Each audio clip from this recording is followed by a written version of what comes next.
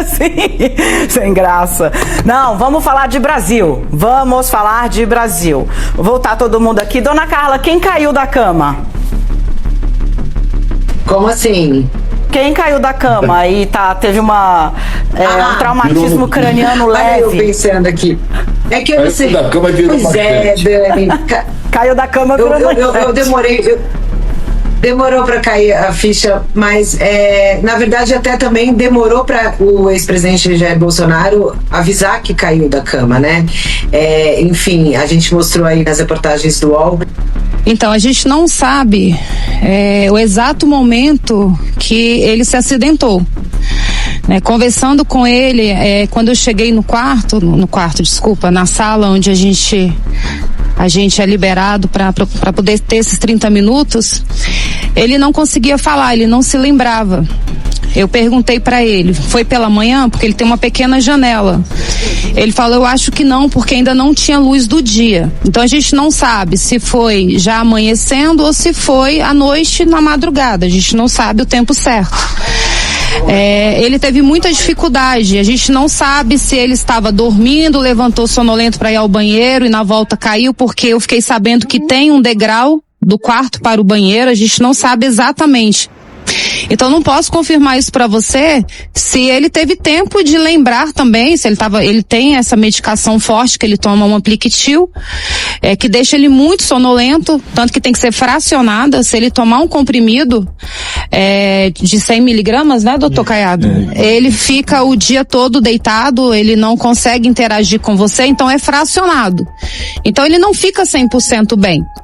Então não sei se ele lembrou também que ali tinha uma campainha para ele poder pedir ajuda. O Jair é uma pessoa que ele já acostumou a conviver com a dor, desde 2018. Por 3 vezes dentro do hospital, eu vi ele pedindo para Deus levá-lo, porque ele não aguentava a dor que ele estava sentindo, por conta do intestino. Então ele já se acostumou, ele já está nessa zona de sofrimento. E eu acho que isso é até para ele trabalha o subconsciente dele para ele poder continuar vivo. Ele já ligou esse modo sobrevivência. Então ele é uma pessoa que ele não gosta de incomodar. Eu estou casada com ele há 18 anos, eu sei que ele não gosta de incomodar em relação à alimentação. Ele aprendeu a viver do jeito dele. Então a gente tem esse cuidado porque ele tem 70 anos, ele já passou por 9 intervenções cirúrgicas, ele tem várias comorbidades, então a gente sabe que a medicação também é uma medicação que tem fragilizado ele tem essas tonturas. Em casa eu fico sempre ao lado dele, quando ele levanta, eu já estou ao lado dele, porque eu tenho medo dele cair, ele tem aquela tontura matinal. Então a gente não pode, tem labirintite, a gente não pode afirmar se ele foi negligente, é óbvio que ele não seria com ele mesmo.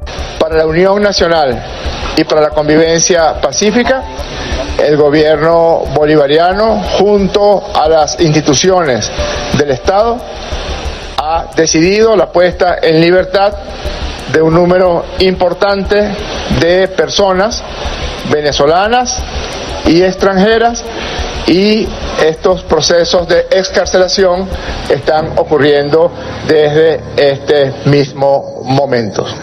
Considérese este gesto del gobierno bolivariano de amplia intención de búsqueda de la paz como el aporte que todas y todos debemos hacer para lograr que nuestra república continúe su vida pacífica e em busca da prosperidade.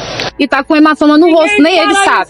Então na minha casa, quando ele tem quadro de apneia, eu fico virando ele durante a noite. Isso é comprovado. Então mais uma vez provou que o atendimento aqui não é rápido e que infelizmente ele está aquém. Eu não conversei com ele à tarde, eu só estive com ele por 30 minutos, de 10 horas até 10h30 o Carlos entrou, eu fui conversar com o perito para saber de fato o que tinha acontecido, que horas que eles tinham aberto o quarto, porque ele é trancado. E foi na primeira medicação do dia, que eu creio que seja às 8 horas da manhã, vocês podem confirmar com a PPF. E a gente não sabe por quanto tempo ele estava desacordado, a gente não sabe. E ele não sabe explicar. Então assim, a gente não sabe o que está acontecendo com ele. A PF não tem autonomia para tirar uma pessoa que sofreu um acidente, que bateu com a cabeça no móvel, e não tem autonomia. A gente está esperando o excelentíssimo ministro Alexandre de Moraes liberá-lo. Agora ele passa, ele está em Dubai, agora lá já é madrugada. Ele encaminha para a PGR e a PGR não dá nenhuma resposta.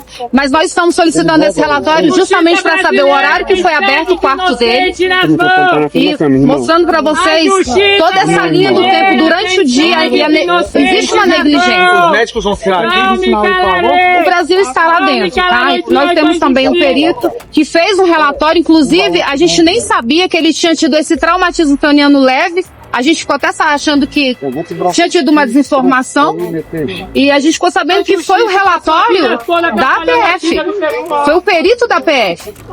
Então, assim, fica complicado, a gente não sabe mais o que fazer, porque ele está do outro lado da pista, tem o hospital, e ele não pode ir para o hospital. A gente está desde cedo tentando tirar ele daqui para ele fazer uma ressonância magnética. Ricardo Lewandowski acaba de renunciar ao cargo de ministro da Justiça do governo Lula. Para o seu lugar está cotado o diretor-geral da Polícia Federal, Andrei Rodrigues, o mesmo que horas antes foi flagrado em uma conversa com um advogado ligado a Lulinha e ao grupo Prerrogativa sobre o inquérito que investiga o filho do presidente. Sai Lewandowski, que não conseguiu controlar a PF e permitiu que tanto o caso Master quanto o escândalo do INSS chegassem à família de Lula, envolvendo não só Lulinha, mas também o irmão, o Frei Chico. Em Brasília, o botão do abafa foi acionado sem qualquer disfarce para conter escândalos bilionários que cercam a turma do PT e o entorno da família de Lula. Então toda hora você percebe que ele está desestabilizado. Isso não é de agora. Isso é desde quando ele começou a tomar medicação. Então, assim, são várias comorbidades, sabe? Ele realmente inspira cuidados e a gente se preocupa com isso como família. Ele poderia muito bem estar dele, ele não vai fugir. Ele nunca passou isso pela cabeça dele, até porque ele teve a oportunidade de não voltar para o Brasil, ele voltou. Ele não vai fugir, ele não precisa disso. Eu preciso que ele esteja dentro de casa para que eu possa cuidar dele. Então, ele na rua, ele não vai receber uma facada, ele não vai receber um tiro, não vão derrubar o avião dele, mas estão torturando ele dentro de um quarto, trancado. Um ex-presidente da República, por que a balança só está pesando para o nosso lado? Por que o ex-presidente teve todas as regalias, que a gente sabe, de tamanho de cela, de visitação, de tudo? Eu não estou exigindo visitação íntima, não é nada disso. Eu nem conheço o quarto do meu marido, eu vou para uma sala de atendimento. E não menosprezando também o estado de saúde do ex-presidente Collor, mas ele foi liberado porque ele tem a apneia do sono. Meu marido também tem, e gravíssimo. E se ele passa por tudo isso é porque em 2018 um ex-pistolista atentou contra a vida dele. Isso é fruto de um atentado. Então a gente espera assim, o bom senso do ministro Alexandre de Moraes, o bom senso do ministro Gonê, que já tem uma vida ceifada, que é a do Clezão. E a gente não quer que aconteça isso com o presidente, que não cometeu nenhum crime, que não é corrupto e que está aqui pagando por uma coisa que ele não fez. Golpe está nos Estados Unidos, todo mundo sabe. Todo mundo aqui é inteligente, sabe que isso não tem nenhuma possibilidade de ter acontecido. Então é só isso, eu vou para casa, vou orar a Deus, vou pedir para que Deus toque no coração dele, pedir para que Deus nos dê força para nossa família, e a gente vai suportar e a gente vai vencer esse momento difícil. Faz parte do processo, nós estamos de pé, dói vê-lo nessa situação, ele não merece passar por isso, mas nós estamos aqui e estaremos ao lado dele sempre. O que eu puder fazer, eu vou estar aqui do lado dele, preparando a alimentação dele. Só não fico aqui, eu tenho uma filha também, tenho uma casa para cuidar, mas no momento que liberar, eu estarei aqui com ele. E obrigada pela atenção de todos vocês. Boa noite. A Venezuela pediu clemência para os Estados Unidos em menos de 24 horas e o Brasil pode ser o próximo. Olha só o que aconteceu no sábado de manhã, logo depois da captura do Maduro. A vice-presidente da Venezuela e atual presidente interina, Delcy Rodrigues, soltou a seguinte nota oficial: exigimos a libertação imediata de Nicolás Maduro. A Venezuela é soberana. No domingo à tarde, a mesma pessoa, a mesma Delcy, aparece com um tom completamente diferente. Abre aspas, presidente Trump, nossos povos merecem paz e diálogo. Convidamos os Estados Unidos para a cooperação. Ou seja, em 24 horas, o discurso saiu de libertem agora por favor, nos ajude, a gente vai cooperar. E o que aconteceu para mudar esse discurso? Bom, o discurso mudou quando, no domingo de manhã, o Donald Trump deu uma entrevista e mandou um recado direto para Delcy.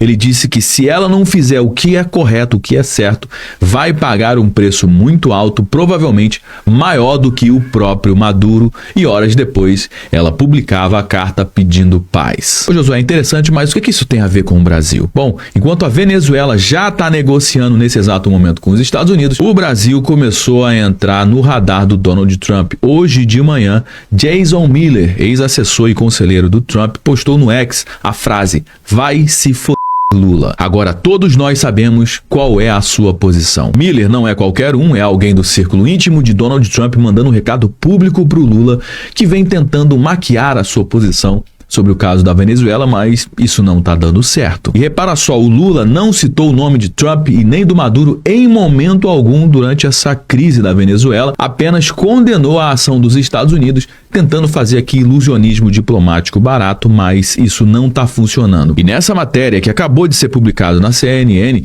diz que a crise da Venezuela implodiu o plano de Lula para 2026. Pesquisas mostram que 90% dos brasileiros têm uma visão negativa do Maduro e 1/3 acha que o Lula é próximo demais da Venezuela e que isso pode ter interferência direta nas eleições brasileiras desse ano de 2026. A internet está trazendo à tona as falas antigas do Lula pró-Chaves, do Lula pró-Maduro, e a oposição obviamente vai explorar isso à exaustão, ou seja, a Venezuela entendeu em 24 horas, o Lula ainda está tentando se equilibrar, mas o círculo de Trump já começou a mirar no Brasil publicamente. 2026 promete. Quanto tempo você acha que o Lula vai ter aí até escolher entre se ajoelhar ou perder 2026, hein?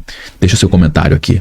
Caiu a casa para Lula. Os irmãos Batista negociaram poços de petróleo na Venezuela com campos avaliados em até 50 milhões de dólares. E adivinha, Lula decretou sigilo sobre os documentos do Itamaraty que tratavam dessas operações, junto ao regime de Nicolás Maduro. Enquanto a esquerda acusa os Estados Unidos de interesse no petróleo da Venezuela, os fatos mostram que são os amigos de Lula que estavam interessados em meter os 9 dedos na riqueza do povo venezuelano. Vocês lembram? Os irmãos Batista chegaram a viajar para Caracas para falar diretamente com o ditador Maduro, sugerindo sua renúncia para evitar uma intervenção externa que seria muito ruim para os negócios.